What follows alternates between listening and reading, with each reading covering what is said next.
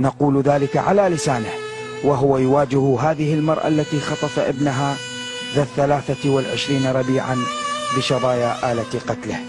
حزين ان شاء الله يوم ما يسجل لك اياه جيبوا لي الحديد. جيب الحديد. ليش؟ ولك ليش ولادي راح؟ ليش ما خفت من الله؟